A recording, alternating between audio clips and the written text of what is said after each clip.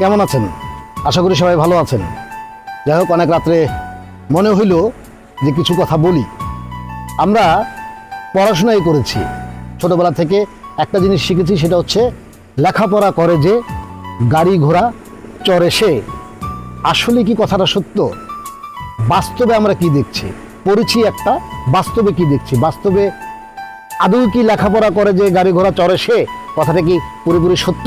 নিশ্চয়ই আপনারা একটু চিন্তা ভাবনা করলেই বুঝতে পারবেন পুরোপুরি লেখাটা, মানে এই লেখা যা পড়েছি বা পড়াশোনা যা করে এসেছি সেটা সত্য নয়। আজকে দেখা যাচ্ছে, বর্তমানে দেখা যাচ্ছে বা ইতিপূর্বে থেকেও দেখা গেছে, যারা লেখাপড়া করে নাই বা তেমন আহামরি লেখাপড়া করার মধ্যে তেমন ছিল না, যারা রাজনীতি করেছে তারা কিন্তু গাড়ি ঘোড়া চড়েছে, অনেক টাকা পয়সার মালিক হয়েছে।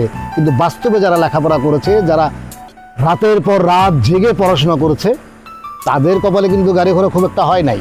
তাছাড়া আমরা আরও পড়েছি, বইয়ে পড়েছি, তুমি যত বড় হবে তত বিনিয়োগ হবে। এটা আমরা পড়েছি, কিন্তু বাস্তবে আমরা কি দেখেছি? তুমি যত বড় হবে ততই তোমার অধীনস্থদের চেপে ধরবে, তাদের যতটুকু পারো লেবি কসলাতে কসলাতে তাদেরকে চাপিয়ে রাখবে, তাদেরকে দাবিয়ে রাখবে।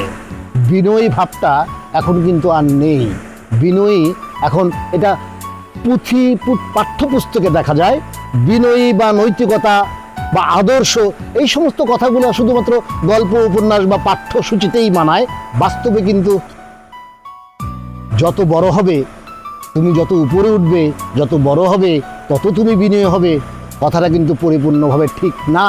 কারণ বাস্তবতায় আমরা প্রয়োগ করি না। আসলে আমরা যা বিশ্বাস করি তা কখনো বলি না, আর যা বলি তা কখনোই করি না। Thank you.